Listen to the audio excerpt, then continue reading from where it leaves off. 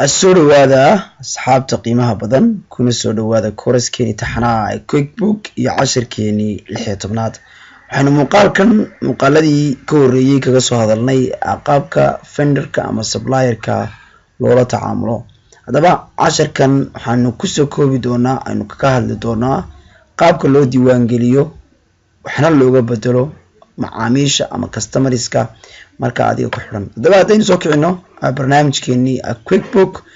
waxaynu ka bilaabi doonaa oo halkan ku soo ururin doonaa customerska ama macamiisha qaabka loo diiwaangeliyo loo edit gareeyo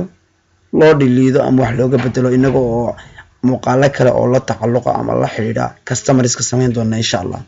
hadaba si aynu customer cusub u diiwaangeliyo waa meel baatay kareenan tagno menu-ga loo yaqaan customer kadibna aan dalbano customer center ama adigoo joogo home page kaaga inaad halkan customer aad ku dhufatid hadaba waxaan tagi doonaa customer kadibna waxaan leenahay customer center ama control J marka aan ku dhufano daaqadan inoo soo baxaysa halkan waxa soo gali doona customerska marka inoo diiwaan gashan inoo list gareysan iyo waxa loo yaqaano balance sigooda halkan waxa ka soo bixi doona customerka marka inoo diiwaan gashan informationkiisa iyo macluumaadkiisa halkanna waa meesha ay ka soo muuqan doonto transactionska iyo waxyaabaha qofka customerka ama macaamilka uu sameeyay hadaba si aynu diiwaan gelino customer cusub waxaan tagi doonaa halkan badhanka yar ee ku taalo new customer kadib waxaan leenahay new customer daaqadan ayaad mid walba akhri doontaa oo insha Allah aad buuxin doontaa halka waxa ugu horeeya customer name-ka qofka customerka magaciisa waa magaca dhowto lagu raadin doono ee liiskan soo gali doona waxaan leenahay Maxamed aadan afarax baan leenahay customerka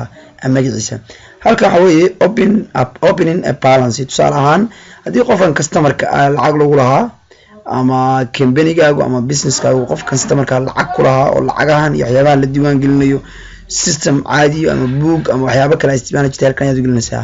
customerkaas hadii wax deyna oo hore loogu lahaa halkan ayaa loo gelinayaa laakiin inaga maadaama company-gu cusub yahay insha Allah dib ayaynu ka eegi doonaa diimaha uu qaatay iyo qaabka loo diiwaan gelinayo halkan waxaan gelin doonaa customerkani marka company-ga uu shaqeeyo oo kale ayaan gelin doonaa kadibna waxaan leenahay some general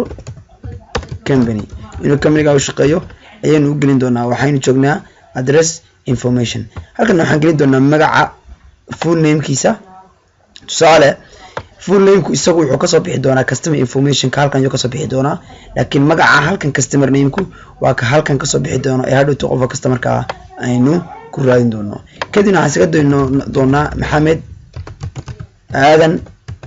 farax ayaynu isaga deyn doonaa tusaale halkan waxaad gelin doontaa title-kiisa waxaan leenahay waa owner telephone number-kiisa ayaa halkan gelin doontaa telefoonka shaqada tusaale ayaad gelin doontaa macluumaadkan oo dhan waad buuxin doontaa halkan waxaa yaala payment setting qaabka lacag bixinta oo kale tusaale ahaan oo kale account number oo kale tusaale ahaan oo kale payment terms baan ku jira tusaale ahaan oo kale qofkan in loo sameeyo tusaale ahaan oo kale net 50 ama net 30 boqolkiiba 30 ama boqolkiiba 15 in lacag discount loo sameeyo oo kale tusaale ahaan oo kale tusaale ahaan oo kale in tusaale ahaan kale lagu xiro muddo lagu xiro xilliga uu lacag ku bixinayo oo dhan waxyaabahan oo dhan wad buuxin karaysaa waxa kale oo jira waxa loo yaqaan sales tax hadii waxaan laga iibinayo cashuur laga jiro oo kale tusaale ahaan oo kale ayaad buuxin doontaa halkan waxaad buuxin doontaa waxa loo yaqaan customer additional information weeye halkan waxaad dalban kartaa tusaale ahaan oo kale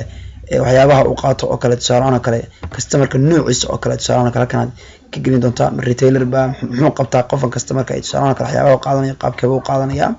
halkana job information ayaad gelin doontaa laakiin waxaan u deyn doonaa inaan macluumaadka ugu horeeya aynu soo buuxino kadibna waxaan leenahay okay qofka customerka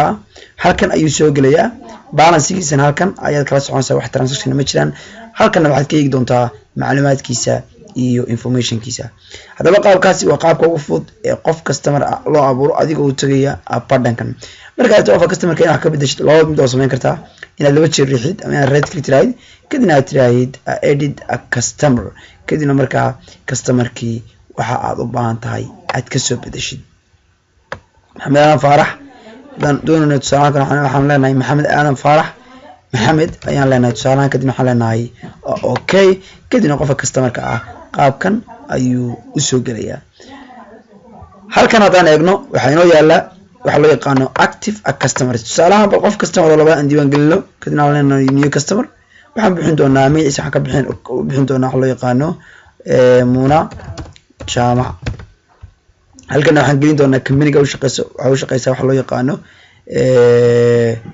tusaale ahaan company-ga u shaqeyso oo kale tusaale kale baynu halkan gelin doonaa waxaan leenahay ABC 1 2 3 4 bay shaqeysaa